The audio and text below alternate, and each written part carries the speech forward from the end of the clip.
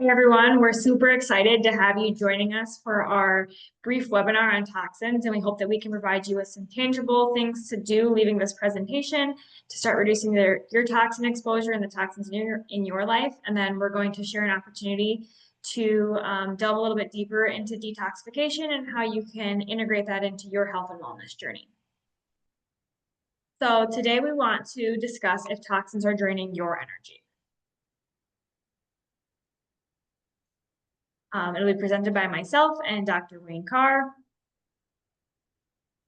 And toxin exposure is certainly becoming more of a norm. We're exposed to toxins on a daily basis, and people just assume that that's normal for them and that's just the way to go about things, but it's certainly not. We can do things to reduce our toxin exposure, to have less toxins around, and then also enhance our body's abilities to get rid of the toxins. So these are just some of the wide array of toxins we're exposed to pretty regularly. Most of us, hopefully all of us, are brushing our teeth in the morning, and oftentimes that's containing fluoride. So we're starting our day off with some toxins. We drive in our vehicles, which have gasoline, exhaust, and pollution there. And then depending on what our day-to-day jobs are, we may be exposed to toxins. We drink out of plastic water bottles. We eat foods that are sprayed with pesticides and chemicals. So just constantly throughout the day, we're exposed to and bombarding our systems with all of these very common and very normalized toxins. So as Ashley said, everyone is exposed to toxins. There are certain individuals, we call them yellow canaries, that are more susceptible to toxins. They're people that maybe are chronically unwell and they can't figure out why. And that would be somebody that is more susceptible to toxins. That could be that their genetic makeup makes them more susceptible to toxins, or they have multiple unrecognized low levels of toxin exposure that they're not able to pinpoint. Some people have known exposures, whether it's through their industry, their occupation, their home, or even somebody in their home that's chronically exposed to toxins. And people with chronic disease are more than likely suffering from toxicity.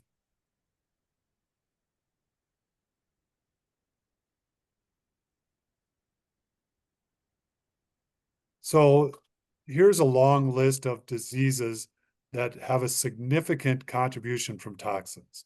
You can see that there's ones related to our bones and joints, many cancers, our cardiovascular health, our endocrine health, our gut, our kidneys, our liver, our immune system, our mitochondria, which create energy, neurologically, and respiratory conditions, all can be related to toxins.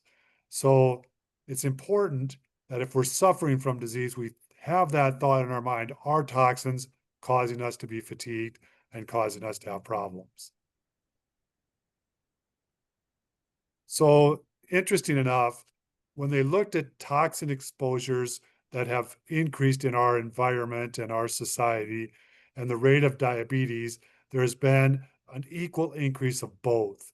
So since 1950, we've seen a significant increase of diabetes, and we've also seen an increased amount of toxins. So the relationship may not be as much diet and lifestyle as it is toxin exposure causing diabetes. So we need to, again, if we're suffering from diseases such as diabetes, we need to think, am I exposed to toxins and am I having trouble getting rid of them? Again, we look at dementia. Dementia and the amount of pesticide exposure are very much related. You can see that the risk of dementia goes up significantly the more we're exposed to those pesticides based on this study. So let's find out how much toxic exposure you guys are all having. We're going to go through a quick little self-check, and basically through all of these, you're going to answer yes or no for yourself, and we'll add up at the end how many of those apply to you. So as we look at this, we look at our food and water exposure. The question is, do I eat fast food or microwave popcorn more than 2 times per week? The question, I do not eat mostly organic, or I eat mostly organic. And my tap water is not filtered or tested. So these are key things about our food and water. As we look at our air and our household exposures, the questions are, I use chemical cleaners in my home or on my yard. I burn candles or use air fresheners frequently. I keep my shoes on in my house. I do not have a HEPA filter or a high quality air filter in my main rooms of my house. I microwave food in plastics and containers. I drink from plastic bottles regularly. I use non-stick cookware such as Teflon or something similar to this. I use conventional lotions, shampoos, or deodorants with fragrance. I smoke or drink alcohol regularly. I have silver fillings. My job or a household member's job exposes me to chemicals or solvents. I do not sweat regularly, such as through an exercise or sauna, and I do not eat a high fiber diet consistently. Each yes is a potential exposure. Some exposures can be reduced immediately. Some require supporting your body's detox pathways. So here's a summary of the questions we just asked. On the left, you can see the questions asking, am I being exposed to toxins? And this will be something that you'll want to kind of review and see where you answer on those questions. And then the questions on excretion is, do I eat a high fiber diet? Do I sweat regularly? We want to have less exposure and more excretion. And this slide shows us what toxin is present if I do the previous things we talked about exposures, such as if I don't eat it organically, I'm exposed to toxins, glyphosate, and cadmium. If I don't use a water filter, I'm exposed to arsenic and lead.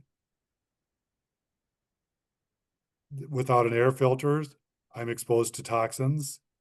Plastics expose us to toxins. Or if we wear shoes in the house, we're exposing ourselves to toxins. And you can see throughout here that all these things are exposing us to toxins. We want to be able to provide you with solutions. All of this is great information, but if you can't leave here and start doing something, then what good is the information to us? So we need to lower what's coming in, lower our exposure, and then support what's going out. So improve our detoxification, improve our excretion of those. We need to be looking at our nutrition, our water, so things we're consuming that are going in our body. But we also need to look at the air we breathe, the things we're putting on our body, like personal care products, makeup, deodorant, shampoos, conditioners. Looking at our habits, are we doing things that are exposing us to toxins like drinking alcohol or smoking? What's our workplace like? What's our home like? And then we want to make the swaps simple. You may make some initial swaps first and then progressively make more swaps as you go and make sure that your lifestyle is able to support that. It can be challenging sometimes to completely eliminate toxins, and so you have to take it one step at a time. In regards to our food and water, we want to choose organic as often as possible, and we would prefer that you start with the Dirty Dozen. The EWG Environmental Working Group comes out with a list of produce every year called the Clean 15 and the Dirty Dozen. The Dirty Dozen are 12 produce products that are most recommended to purchase organically because they were exposed to the most toxins within that year. You can start filtering your tap water by implementing a filtration system in your sink. You can filter the water that comes into your home, or you could buy a tabletop filter or a filtered pitcher that you put in your fridge. You can reduce your fast food and processed foods that you're consuming. Even partial changes, even just making a couple things can reduce your pesticide exposure significantly. So don't feel like you have to transition everything to organically. Just some changes are going to reduce that enough to make an impact. Some air and household solutions, you could install HEPA filters or install high quality filters, at least in your high use rooms, but ideally we would have them in as many places as possible. Take your shoes off at the door. When you wear your shoes into your home, you're tracking in all of the toxins that you've walked through all day long. make swaps for your cleaning products at home to more natural products. You can easily make your products at home with 3 ingredients, but you can also buy commercialized products that are much cleaner and less chemical based. And just making those small adjustments can have a huge impact on your air quality and your indoor home quality. As far as your plastics and your cookware, start transitioning all of your plastic items over to glass, ceramic, or stainless steel. You can buy great quality glass containers for a fraction of the cost of what they used to be. So as your storage containers start to become damaged and stained and it's time to replace them, purchase a nice glass set. If you have that Tupperware container and it's orange on the inside because you stored spaghetti sauce in it, there's some spaghetti sauce in your plastic, but don't you think there's maybe some plastic in your spaghetti sauce that you ate? Glass containers don't get stained from the food you put in it. Avoid microwaving your food for sure in plastics, and then begin to replace some of your older cookware with cleaner alternatives. Simple swaps can cut down our plastic exposures considerably. Our personal care and skin health, we want to simplify our routine. Nowadays, social media does showcase these extensive routines, and we're layering lots and lots of different products under our bodies, but part of it is that they're just simply unnecessary, so that can reduce your exposure anyways, but you can start to find cleaner swaps for some of those products. Some products that you're putting on your skin every day, you can easily find something in your kitchen that you can use on your skin. For instance, like apple cider vinegar or freshly brewed tea is a great option that you can put on your skin with very minimal toxin exposure. You can start looking for fragrance-free, naturally scented products. A lot of times the fragrances are going to be a big source of toxins, so you can start swapping out for those. And just start working at one product at a time. When you run out of your shampoo, switch your shampoo. Then when you run out of your conditioner, switch your conditioner, and so on and so forth. Don't feel like you have to go through your entire bathroom and your entire medicine cabinet and shower and switch everything. Make sure that you're hydrating regularly, sweating regularly, doing practices like dry brushing and taking antioxidants. All of those things are going to help then eliminate out the toxins that we're putting on and in our bodies every day. So getting to the gym, getting to a sauna, something where we're getting that sweat coming out of our body, and then rehydrating well. Asking yourself, if you want to eat it, do you think you should put it on your skin? A lot of foods that we eat, you can't pronounce a lot of the ingredients, but definitely a lot of the things you put on your body, you can't pronounce the ingredients. So if you can't pronounce them and you don't have a clue where they are coming from, probably don't want to put it on your skin. So we've been talking a lot about reducing our exposure. So we also want to support our detox pathways in our body. So we want to support our liver by doing cruciferous vegetables, hydration, and antioxidants that we can take. Our kidneys, we can do hydration and have electrolytes with that. Skin, we want to sweat via exercise or sauna. Our gut, we eat the high fiber diet, probiotics, regular elimination, and bowel movements. So movement plus hydration equals the best daily detox. So we absolutely need to support our detox pathways in our body. Some good goals with fiber would be making it a game to get a fun game at home, at least to get 30 different plants in throughout the week. And then cruciferous vegetables are things like broccoli, cauliflower, Brussels sprouts, cabbage, onion, a lot of things that have a little bit more of a vegetable smell to them typically are going to be helpful for detoxification. So as we look at the fact that we're all exposed to toxins, and because of that, we don't necessarily need to test, but there are indications of when we should test. First of all, we can look at standard laboratory testing that indicates toxin exposure. And we can look at our GTP, and that will tell us if our glutathione is there to help get rid of toxins, and if we have toxins and that's overworking. That's on your basic lab testing. Our EGFR, which is a kidney measure, that will measure kidney damage, which can be related to toxin exposure. ALT is a liver enzyme, and that will tell us if we're having some liver damage. And 8-OHDG is a direct measure of DNA damage, which isn't as common on blood testing. But if you're suffering from a disease, chronic fatigue, brain fog, and stubborn weight, that's a good time to think about being tested for toxins. Autoimmune conditions, chemical sensitivity is another good time. If we know we're chronically exposed to known toxins, a good time to test. And the tests we often do for this are heavy metal testing, mold testing, and environmental toxin testing. And that will give us a good indication of what your toxins are so we can go after those, reduce your exposure, help you eliminate them, and then retest to see where you're at with that.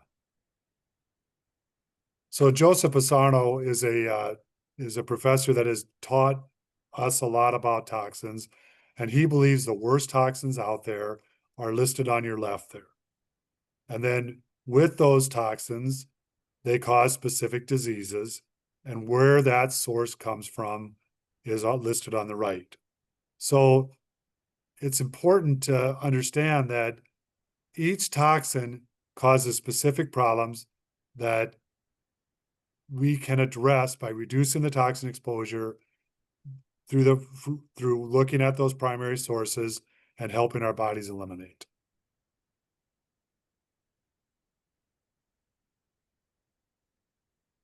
So as we've talked about this, and Ashley's touched on that when she was looking at those ways you can reduce it, it's not about perfection. You're never going to get this all done in one time. It's about progress. And we continue to be on a journey to reduce the toxin exposure that we have. And that's something you just need to do and make small changes to reduce your toxin exposure over time. Focus on what you can control, and small wins will add up, and you will find yourself less exposed to toxins and feeling better. So while this provides you guys with a lot of information, a lot of education, a lot of things that you can leave here and start practicing today, we know that detoxing and reducing our toxins can be a more in-depth process. So we're excited to bring you guys a somewhat at your own pace. We have it structured to instruct you on how often to be watching a lecture. So ideally you would do it over the course of the 6 weeks, but you could do it at a certain time of day, whatever works best for you and whatever works in your schedule. So a somewhat at your own pace program that you would do independently. 6 weeks of webinars that will be providing you with the education and strategies to reduce toxins and guide you through a more intensive detox. With that, you would get 2 in the clinic body composition scans. And then if you'd like to, you have the option to select a different package to do personalized consultations as well. So you can scan this QR code, but also in the email that this comes in, there will be a link to be able to sign up for the detox that we'll be offering, and you can select which package is going to work best for you. And we'll be providing you all the information from there. All you need to do is go to the Google form, and then it will prompt you to fill in your information, and we can get you signed up and rolling with the detox. We've done these several times a year for several years, and people respond very, very well and always leave more and more educated.